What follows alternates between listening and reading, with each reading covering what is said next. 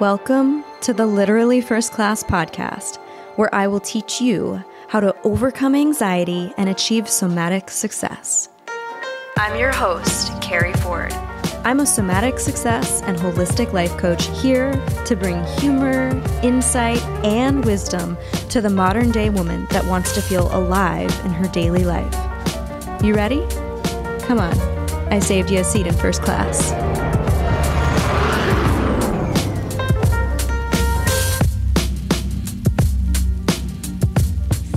Sister, I'm feeling sassy today. I have tried to record this fucking episode probably 4 different times due to, I don't even know what. A random neighbor had a nail gun outside, leaf blowers because of course, fall in Georgia, and talking about real-time raw processing of breast explant surgery. The conversation just felt very circular and I'm like, yeah, it was rambly. It wasn't even that it was like too vulnerable or too raw. It was just, where are we going with this, Care? Like, where are we going? So, feeling a little sassy today, but I feel good. I feel really good. I had my pre-op for breast explant surgery, but before I tell you more about these things, and that's me grabbing myself on camera. So some backstory. I can't remember where I left off or if I told you I was up for the opportunity to have breast explant surgery early.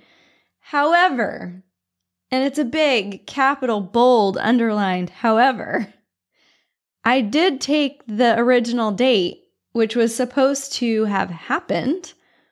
And then they told me that patient, once I got that text message, hey, can you take this date? I said, let me see what I can do. 90 minutes later, I send them a text back. Yes, I claim that date. I will take it. I said, hey, am I supposed to be getting something here, like a contract or something to make it official? I mean, this is kind of a big life-changing surgery. And they're like, yeah, so sit tight, but that patient, the original patient, might be trying to make this date work after all. And I'm like, what? I'm just in this holding pattern for 2 to 3 days. And I'm thinking, fuck, I've already gone through all this processing. I've sat in my car. I cried for an hour. I had to tell all these people that I'm getting surgery a week from, today.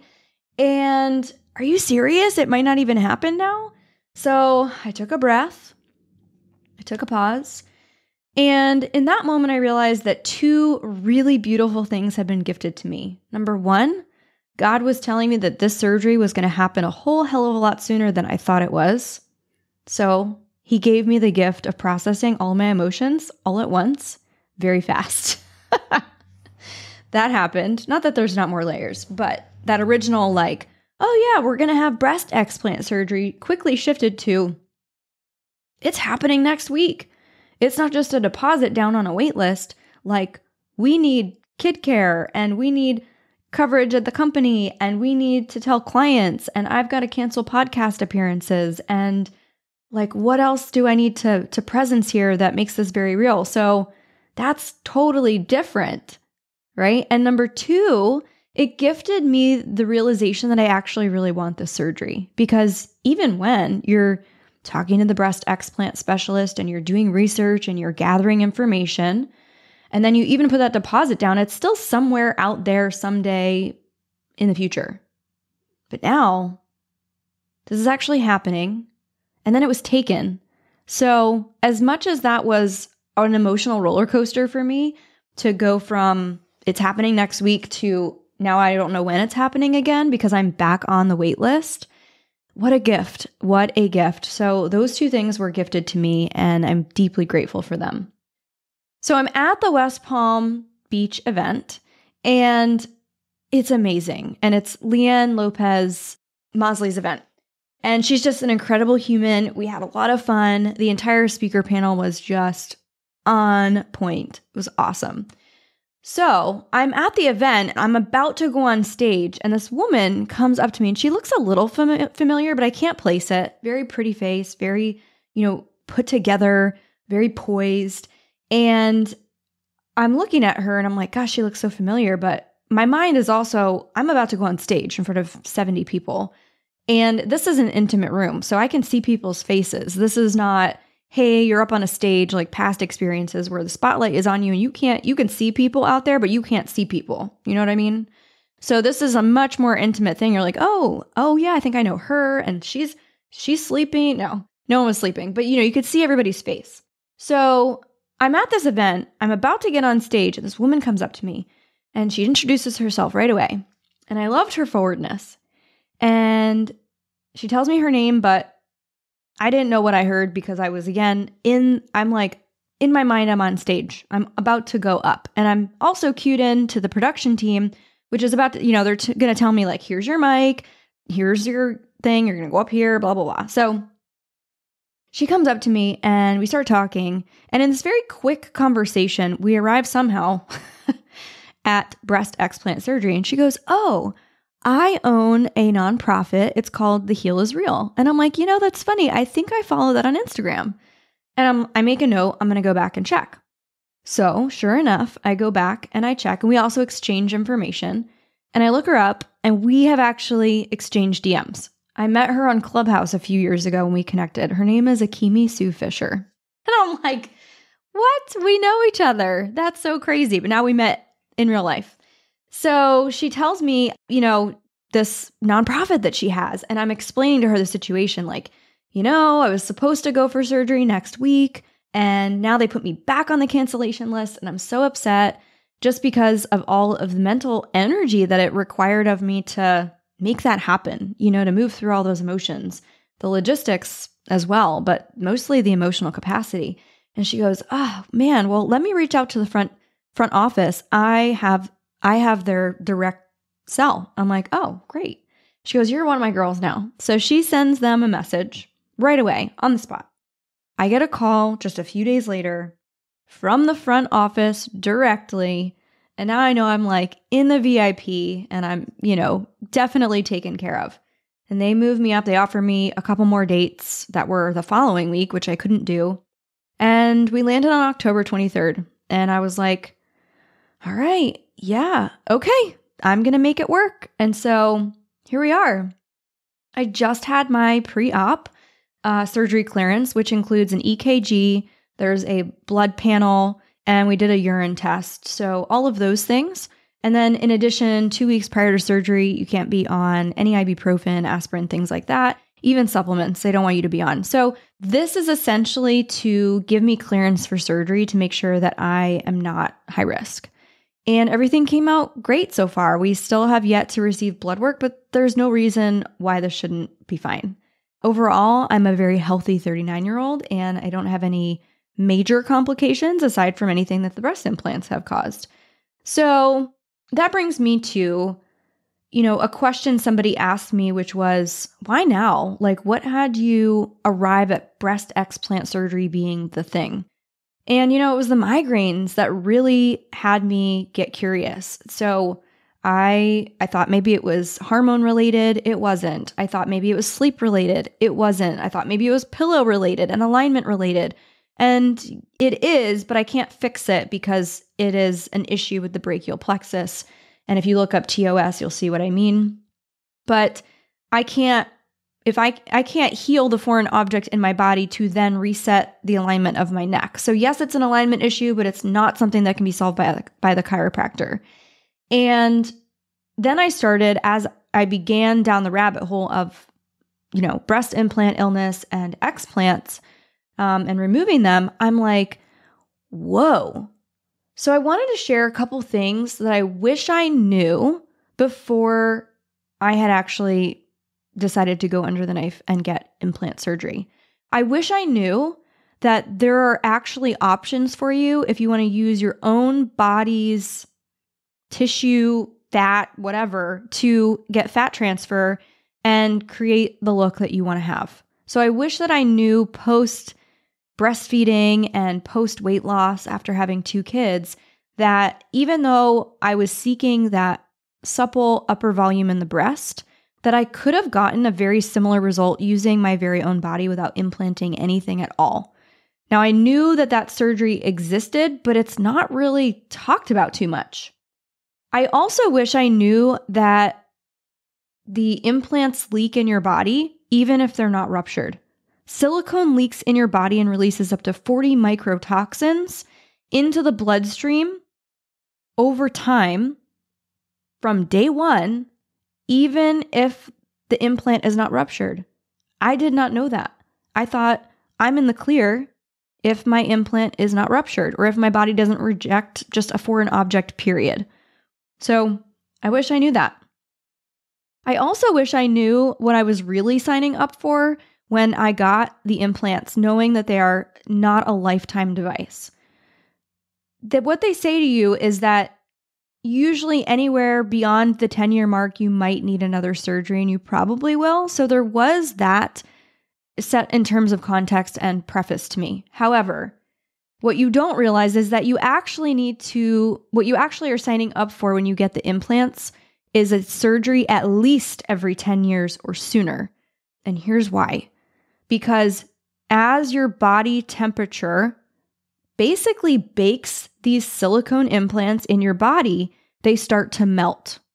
What happens if you have something that is made of silicone in heat for a long period of time? Think of it kind of like a water bottle in a car it's in a hot car. It's releasing plastic into the water. It's literally leaching into your body. And the heat of your body exacerbates that. So I wish I knew that I was signing up for multiple surgeries, like every 10 years or sooner. So, I mean, I got these implants 7 years ago. I'm 39. You do the math. If I live to 80, am I really going to go under the knife and get breast implant surgery and redo these things in my 70s? Any surgery is a tough surgery to come back from at that age. So, wow, that's quite a bit of surgeries. And then I wish I knew that silicone implants actually start to melt in your body, increasing the leaching into the system, but also putting you at higher risk for a rupture. I wish I knew that. I also wish that I had more role models in media, and that's why I'm doing this podcast with no makeup, by the way. I wish I had more role models in the media that glamorized being yourself, glamorized your naked body and the scars and the stretch marks and the sagging of the skin. It's not glamorized. What's glamorized is come go on this beautiful VIP weekend and we'll treat you and you'll get 85 different plastic surgeries and we'll send you home like a new human and you'll be beautiful and desirable and forever young. To be clear, I am not against looking forever young or having plastic surgery. I mean, hell, maybe I'll even have a fat transfer after this. I don't know. I joked with Jake, I hope you like nipples. That might be all that's fucking left after this. I have no idea.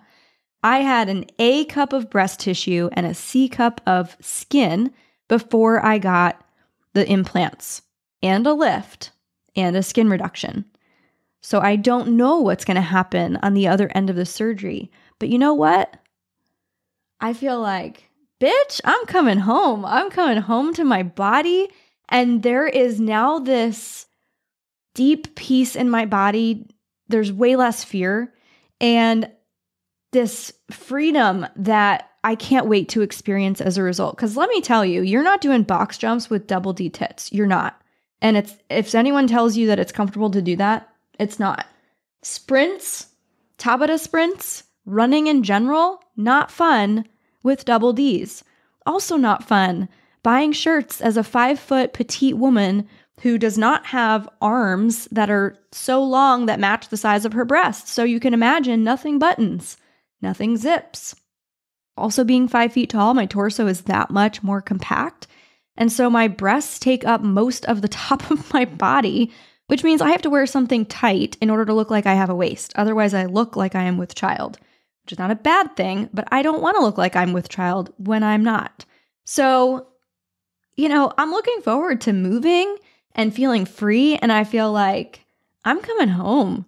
I am coming home to my gymnast, athletic, ballet body, and I can't wait to wear like those low, sexy V-necks and feel like I can freely move and take a breath and not have pain in my neck. And even more than that, get my fucking health back. I'm excited to have energy and strength that I feel like I haven't had. It's almost like it happens so slowly. It's definitely like a slow boil. You don't realize how shitty you feel or how much tolerance you've created around pain and discomfort and lack of energy until I look back and I'm like, wow, for the past few years, I haven't really felt that great. And this is what I do for a living. So it's not for lack of doing the inner work and the somatic nervous system. This is not that. I have checked in with my body and asked myself that. And time and again, loudly and quickly, the resonance in my body around removing my implants was abundantly clear. Abundantly clear. And if I don't honor my intuition, I'm not honoring my spirit. And my spirit says that it's time to come home. It's time to let these go. What a funny concept. To grieve something that was never really yours. But it's the image and the identity that's attached to them that feels like it might be. I'm actually thinking about doing a releasing ceremony with them while they're still in my body. And so for anyone that's gone through breast explant surgery or is about to go through this, I'm going to film it. And if that's interesting to you and you want to see it and you want an invitation into seeing what I really do and how I self-coach myself, let me know. Just send us an email to hello@elevatewithkeri, KERI.com. And let me know that you're interested in that. Let my team know you're interested in that. And maybe we'll make some content or we'll come up with we'll have a workshop around a releasing ceremony for those that are scheduled for breast explant surgery. This is a huge identity shift. The woman that chose to get implants is not the same woman that's choosing to explant them. That I know for certain.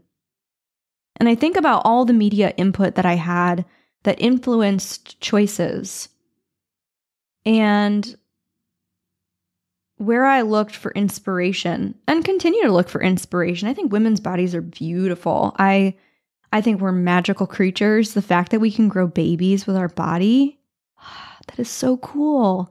We are literally world makers. I think that's incredible. I mean, how could we not use our body as a compass? How could our body not be part of the equation in leadership? I talk about this with feminine leadership and the somatic correlation. How could it not benefit us to do somatic work in a way that has us connect to our body and show up in every area of our life? We create the world. We make humans in our body. And then they come out and we feed them with our body.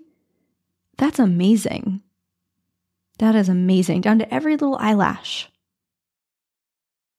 So I think about the input that I had as a teenager, as an impressionable young adult, and the glamorization of, the Jessica Rabbit body and the Pamela Andersons. I loved Pamela Anderson. I was curious and awestruck by Playboy. I still am in some ways. I find Playboy to be fascinating.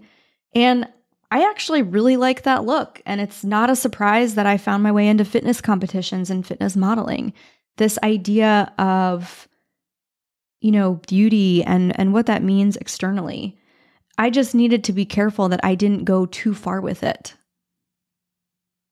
So there's all these parts that are rising up to the surface, places that I'm connecting the dots that I haven't really thought about in a long time. Because in many ways, the 15-year-old that got made fun of for being flat is the one that chose to get the implants. Or the woman that didn't feel good enough every time I competed, even on stage, feeling like the fat one, even at peak performance, I still felt not good enough. Constantly a comparison game. And it was me against myself rather than me for myself. So this is a decision now as I sit in this, I want to say body, but I still have the implants. But as I sit in this level of consciousness, that feels very much like a reclamation, a coming home, and a decision rooted in,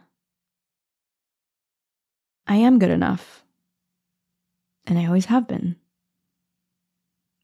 Because the truth is, no amount of weight loss, no number on the scale, no size of implants has ever really made me feel like, I got it, I'm perfect, I'm good enough. In fact, it was none of those things. It was the emotional connection, fulfillment, intimacy with God, learning to listen to myself, trusting my intuition that gave me that feeling instead. And it had nothing to do with how I looked.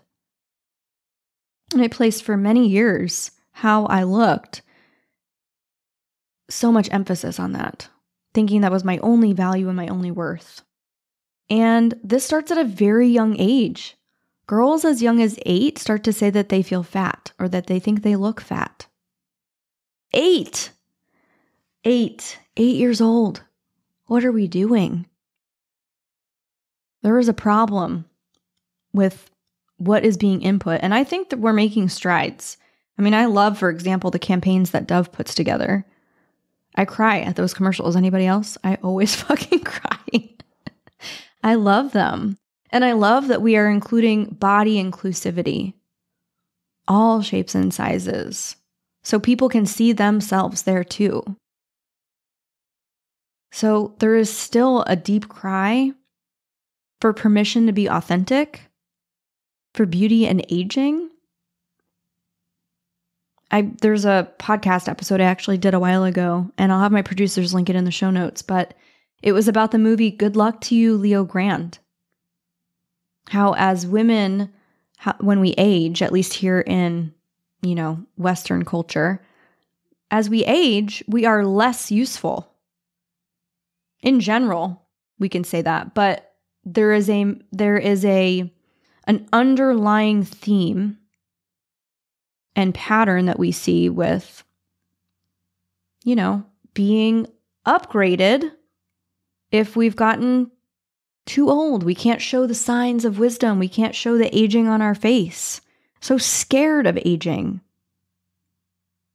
But also, this idea that as we age, we become less valuable. Or as we lose our looks, quote unquote, we become less worthy. In fact, we are meant to be discarded, pushed aside, and traded for a younger, bustier, fitter model. And I'm speaking in sweeping generalizations. This is obviously not always the case. But we do see a lot of that in media. And that is what we are consuming. This input. The glamorization of filters and nips and tucks, and just go away for a weekend and you'll come back with a totally upgraded you. But you know what I'm interested in now is the shedding. The letting go of everything that was never not me. And in doing that, I have never felt more fucking alive and more fucking powerful. And to realize that's been there all along, are you kidding? I didn't need to do anything. I didn't need to change anything. I just needed to remember and strip away all the shit and the noise that told me otherwise. That's why I do this work. That's why I live this work. So I'm sure there's more. I'm sure there's layers and waves of emotion that will come up as I remember that doe-eyed 15, 16-year-old just mesmerized by Pamela Anderson and every other blonde Playboy Barbie-esque model that I aspired to look like. The image of perfection. If I can just look like that, then I'll be happy. If I can just look like that, then I'll be desired and always wanted. And I'll feel valuable and important and paid attention to. But that was never really the result. I never really felt that way. I had to find it within. True peace is being able to sit on this fucking podcast with no makeup and feel beautiful anyway. To let my melasma show, to look at the wrinkles, and also still get Botox if I want it. Like, it's both and. Doesn't make anybody less spiritual or less embodied. Makes us human. And that I am. So I still love makeup, and I can still show up here without it. It doesn't mean anything. It's neutralized. And I'm excited to get back to all of me. But to also heal the younger parts of me that had the input that made the decision to get them. And this isn't me giving away responsibility and blaming the media for my choices. These were my choices. Trust me when I tell you, I would not be getting explant surgery if silicone was safe, if it didn't leak, and I wasn't in pain. I might get a smaller size, but I'm not against surgery, and I'm not giving away that responsibility. This was my decision. I chose it, and I don't regret it. I just wish I was more informed. I wish I knew more things, because I might have paused a little longer, and my decision might have been different. And maybe it wouldn't. I don't know. I knew about breast implant illness. I knew that my body could reject foreign objects, and that's about as much as I knew. Part of me also wanted to, if I'm being honest, rationalize away hearing any of that, because I was so committed to getting the implants, finally, that I had always wanted. You know, I've had the kids, and I've done the breastfeeding, and now I can get my body back. But the funny part is, you're not getting your body back. You're putting something in your body that's not yours. This is really me getting my body back now. So I may have made the same decision even if I knew the things. I'd like to think that I wouldn't have.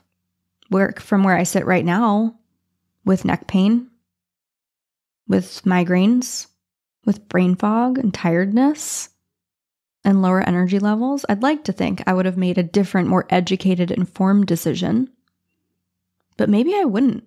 Maybe the programming would have been so strong anyway. I don't know. So I have no regrets, and I have no judgments. I love plastic surgery. But it's got to be both and, at least for me and my personal experience, right? Love my wrinkles, and sometimes I might want Botox. Love my boobs, and if I want to move a little fat and put it up in my upper breast, cool. Maybe I'll do that. There's no judgment. But it's not where all of me exists. It's not where everything exists. That's not where my value and my worth exist ever. Anymore, at least. That feels free. So I made a secret promise to myself, and I shared this inside my Somatic Success Academy this past week for the first time out loud. And I was really nervous to share what this secret was, the secret promise I made, but it felt really right. Not only to share it, but to make it, and I felt ready. So this year I turned 39. My birthday is actually July 4th. And 39 was an interesting birthday to have. There's a different kind of mortality that arrives at 39, because now I remember being the age my kids are. And now I remember when my mom turned 40. And now I remember what 40 looked like. And now I'm like witnessing how it looked from the outside looking in for my parents to be aging. That's crazy. Like, life is short.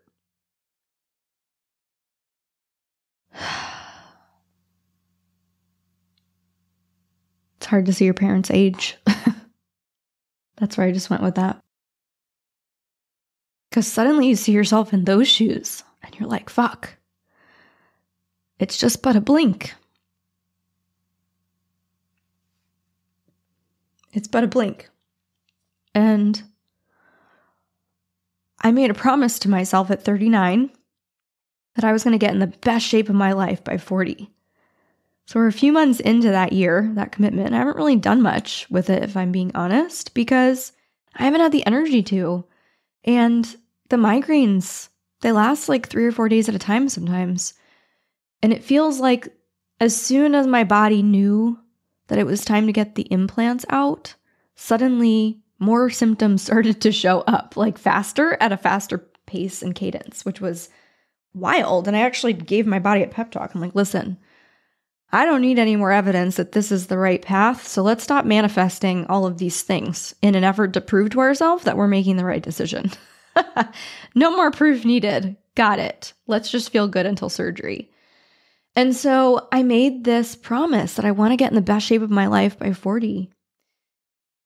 And I haven't been ready to make that promise to myself for a long time, because the last 2 times I did that, I was in college trying to lose the college weight, which was me trying to go and lose the freshman 15, which ended up being the freshman 20. And I gave myself an eating disorder and ended up with crazy disordered eating patterns and stopped eating and took diet pills and worked out, 2 hours a day.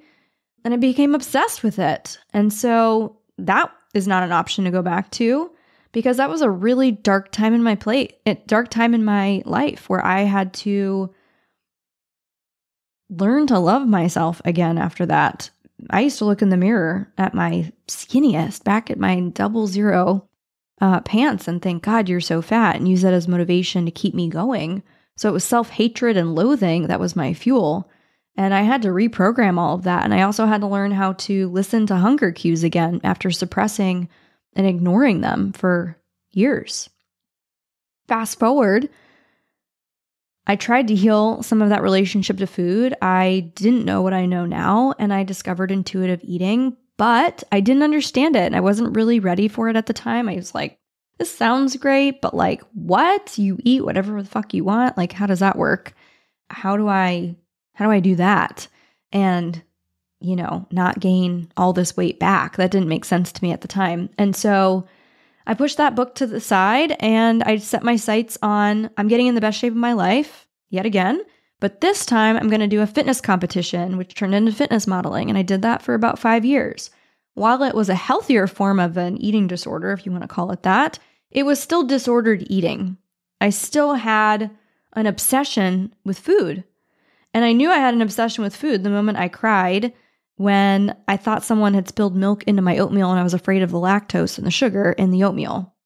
Or when I didn't let myself eat bananas because they're too high in glucose. So I knew that had become an obsession that was masked in achievement and discipline, but was actually just a different way the perfection mask was coming out.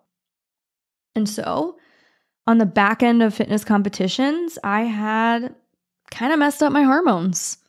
And I remember at my last show in 2012, which is also the last year I ever ate tilapia, thank God, I had the spray tan. I was about to go on stage in Kansas City for the WBFF. And I think it was my coach or a teammate. They said to me, "What's going on with your spray tan?" And I said, "What do you mean?" And they said, "Your back is completely splotchy." So I look in the mirror, turn around, and it is completely splotchy, like one of those, those sponge faux finish walls when that used to be a thing. And my body, we discovered, was so deprived from carbohydrates that it began to metabolize the sugars in the spray tan. So I had to get another coat of spray tan, which kind of it just was all a mess. I had to rinse off and get another spray tan, and it still didn't look quite right. Anyway, my body was screaming at me. I also got to a point where it stopped losing weight and responding. I literally couldn't pull in or lean out anymore, fitness competitor terms, because my body was inflamed and stressed out. So it was actually holding water and working against me. Like, from what baseline do you pull from when you've taken it all away? Carbs, caloric deficit. I mean, there's nowhere to pull from. So I went on to go ahead and try and get pregnant. I did. And then I had a miscarriage. It was an early miscarriage. There was a heartbeat and then there wasn't. And then I had to have a DNC. So that's when I knew, I have to do some deeper healing around food. And I pulled that intuitive eating book back out and I started eating real sugar and real butter.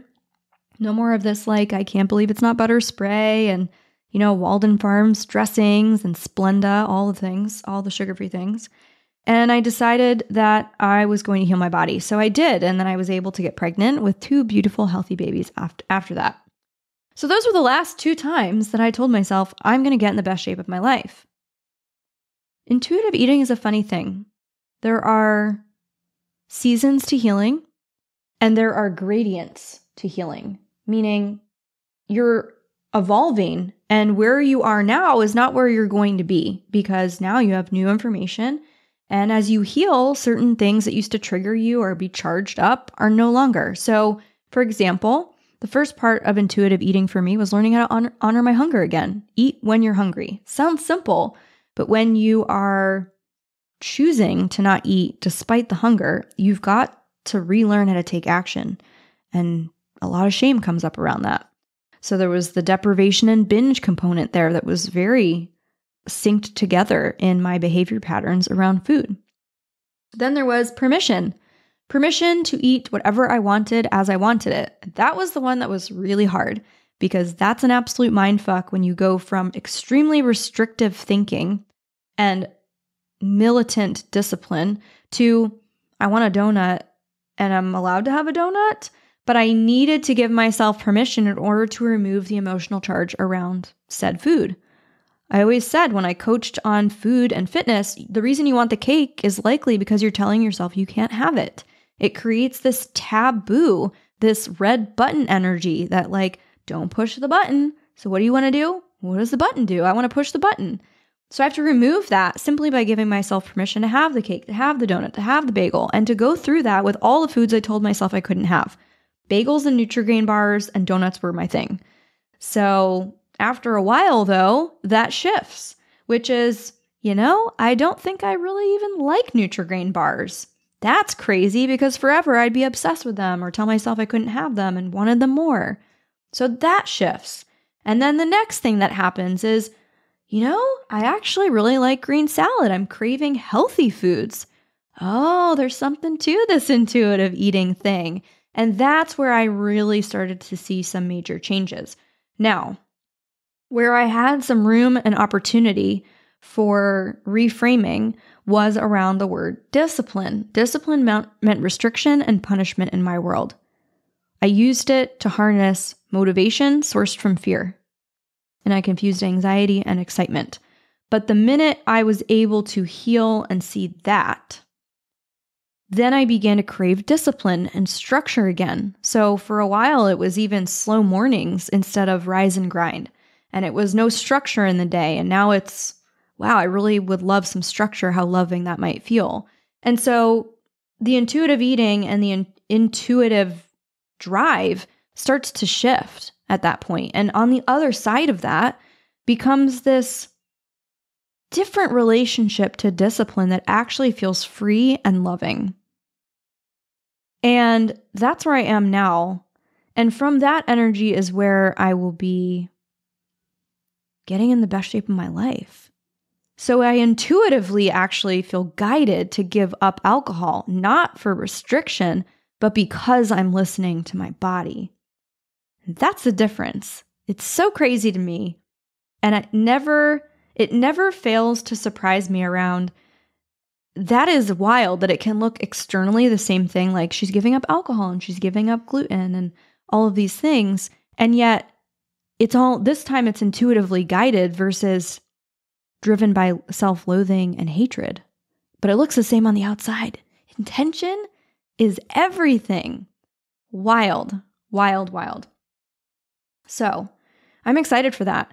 And what I've chosen to do is I've started doing some research around how can I get the best support? Like I want the fucking best experience in healthcare and in technology and in holistic modalities. I want the fucking best. I want the Ferrari experience. So I'll keep you posted about what I find, like products, coaching, experiences, all the things. I have a sense of how I'm going to do this. I have my eyes set on a few things, but I'll let you know what I find because I'm in this for the long haul. I'm coming home. And I am really coming home for the first time, like, to my body in a way that I have never been in her before. And I'm so excited. And I can't wait to get in the best shape of my life. And also maybe have a really great ass. That would be nice. So I've got some goals and I'm excited. This is a season of expansion and opening and freedom.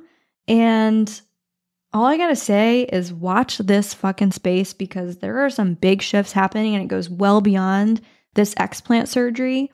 I feel it in my bones, and I can't even share with you some of the things that have been coming into my world lately, but it's here and it's happening and it's now, and I'm a yes for all of it. So stay tuned. This was a juicy episode, a little longer than we usually go. Thanks for hanging with me. I'll see you on the next episode. I hope you enjoyed your flight, and I'll see you on board again soon. Seriously though, thanks for listening. If you're ready to take this work deeper and upgrade your mind, I want to invite you to join us inside my Millionaire Mindset program. This is where you'll start using my guided meditations to help you overcome anxiety and experience even more abundance. When you join, you'll have access to my entire audio library. Head over to elevatewithkeri.com and we'll see you inside.